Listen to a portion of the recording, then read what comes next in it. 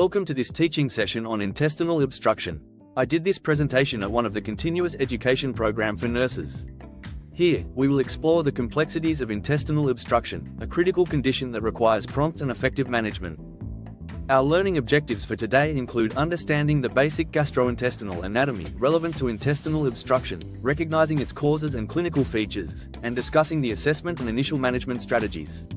We will also identify indications and types of common surgeries and outline post-operative nursing care and patient education. Let's start with a quick anatomy refresher. The small bowel consists of the duodenum, jejunum, and ileum, while the large bowel extends from the cecum to the rectum. Blood supply is provided by the superior mesenteric artery and inferior mesenteric artery. Understanding the anatomy is crucial as the location of obstruction predicts symptom patterns.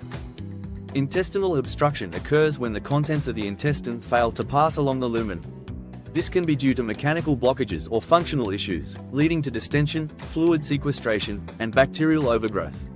Recognizing these symptoms early is vital for effective treatment.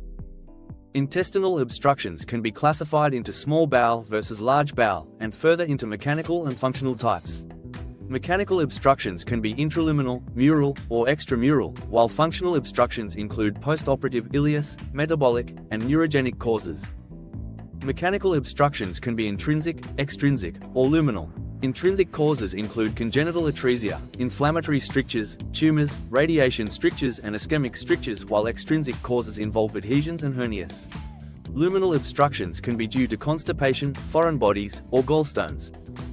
In the small bowel, common mechanical causes include post-operative adhesions, external hernias, intussusception, Crohn's strictures, and gallstone ileus.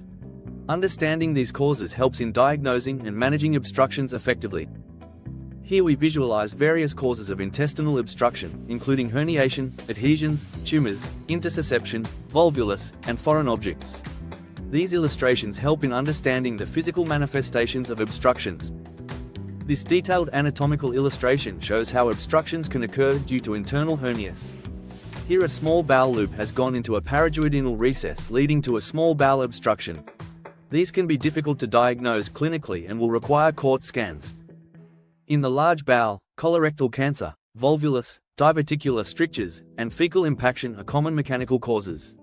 Each of these conditions requires specific diagnostic and therapeutic approaches. Sigmoid volvulus involves a twisting of the sigmoid colon, leading to obstruction. This condition can cause severe complications if not promptly addressed, making early detection and intervention crucial. Functional, or paralytic, ileus can result from abdominal surgery, trauma, electrolyte imbalances, sepsis, medications, or pseudo-obstruction. These non-mechanical causes require careful management to restore normal bowel function. The pathophysiology cascade of intestinal obstruction involves proximal distension, venous congestion, ischemia, and bacterial translocation. If untreated, it can lead to perforation and peritonitis, emphasizing the need for timely intervention. Patients with intestinal obstruction often present with colicky abdominal pain, nausea, vomiting, abdominal distension, and cessation of bowel movements. A thorough history, including surgical or hernia history, is essential for accurate diagnosis. During examination, signs such as a distended, tympanic abdomen, high-pitched bowel sounds, tenderness, and palpable masses or hernias are indicative of obstruction.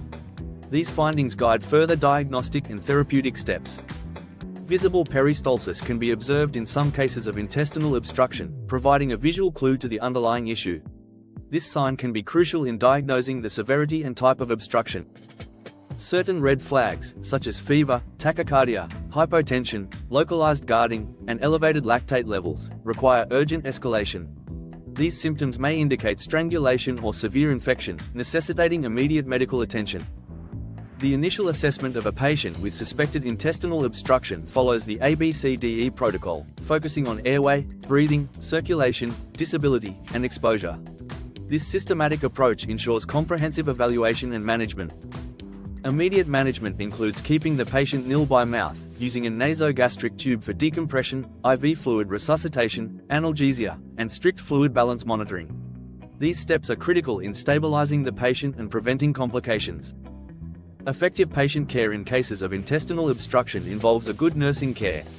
Nasogastric tube inserted is of paramount importance to relieve patient distress as well as to temporize the situation until definitive treatment is planned. Accurate placement of a nasogastric tube is crucial for patient care. The NEX measurement method involves placing the tip of the tube at the external nares, measuring from the nose to the earlobe, and then down to the xiphisternum. This ensures the tube is positioned correctly for effective drainage. Proper care of a nasogastric tube involves confirming its position, using assessment of the pH of the aspirate, securing it with tape to prevent dislodgement, and keeping it on free drainage. It's important to record the aspirate volume every 4 hours and irrigate with saline if the tube becomes blocked, ensuring optimal function and patient comfort.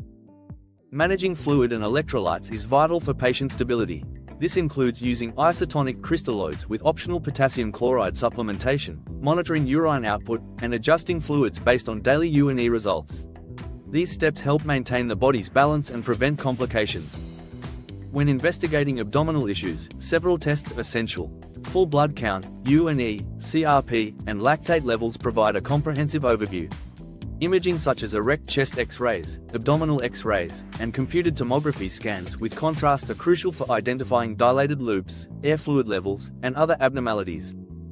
Abdominal X-rays are a valuable diagnostic tool, revealing potential issues such as obstructions or abnormal air patterns.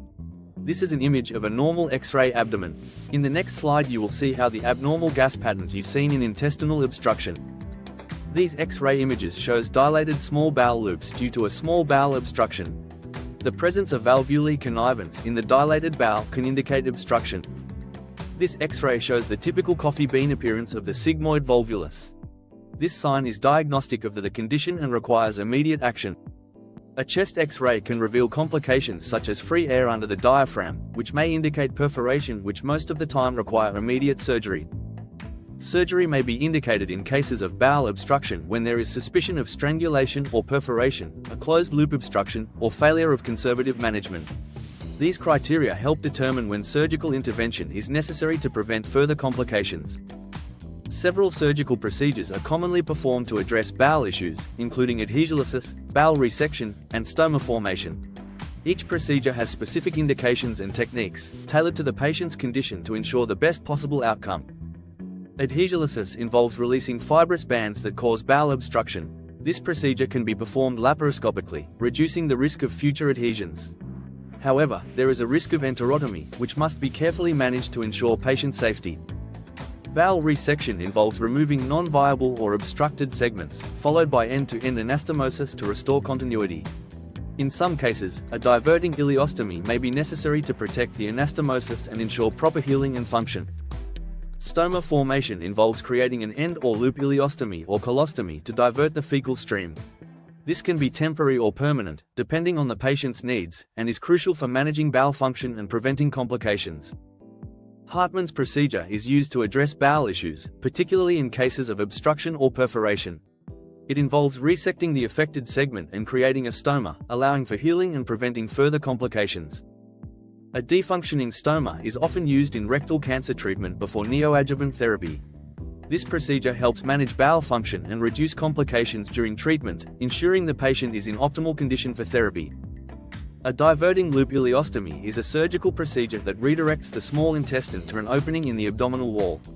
This illustration shows how the ileostomy functions, providing a temporary solution to protect the bowel during healing. Hernia repair involves reducing the herniated bowel and reinforcing the area with mesh to prevent recurrence and strangulation. This procedure is essential for restoring normal anatomy and function, ensuring long-term patient health.